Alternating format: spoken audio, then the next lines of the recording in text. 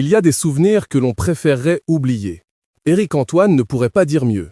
Humoriste et magicien, il est moins connu pour son côté aventurier et tête brûlée.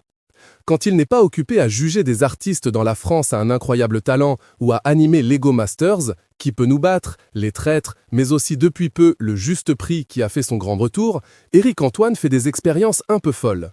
Et il le fait à fond. En 2020, Éric Antoine participe au jeu culte Fort Boyard, animé par Olivier Mine. Et si globalement l'émission s'est bien déroulée pour lui, il a vécu un moment douloureux dont il se souviendra certainement à vie. À ce moment de sa vie, l'humoriste souffrait d'une luxation à l'épaule. Pour apaiser sa douleur, il avait recours à des anti-inflammatoires. Des médicaments qui, associés à la consommation de piment, peuvent faire des dégâts sur la santé. Une information qu'il a appris à ses dépens. Pendant l'émission, il a dû manger un piment. Il y a une échelle d'épices sur les piments, et c'était le maximum.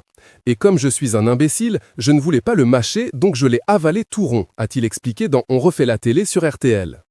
On était sortis de l'équipe, on venait d'arriver à l'hôtel, on avait quitté le fort. Finalement, le soir, dans sa chambre, le piment explose dans son estomac. J'ai passé la nuit aux urgences avec une crise intestinale. Je n'ai jamais vécu ça. Je criais, je pleurais, je hurlais de douleur. Je n'ai jamais ressenti une douleur comme ça. J'étais avec mon pote Jérémy Ferrari dans la chambre à côté, qui s'est réveillé, qui m'a dit « Mais qu'est-ce qui t'arrive ?» Tellement je criais. On m'a envoyé aux urgences et j'ai passé quelques heures là-bas, a-t-il expliqué. C'était joyeux, s'est-il amusé, avant de conclure « De toute façon, à Fort Boyard, il y a beaucoup de blessés. Mais on ne nous le dit pas parce qu'on est là pour la bonne cause. » Le bon côté de cette fâcheuse expérience? On sait maintenant que piment et anti-inflammatoires ne font pas bon ménage.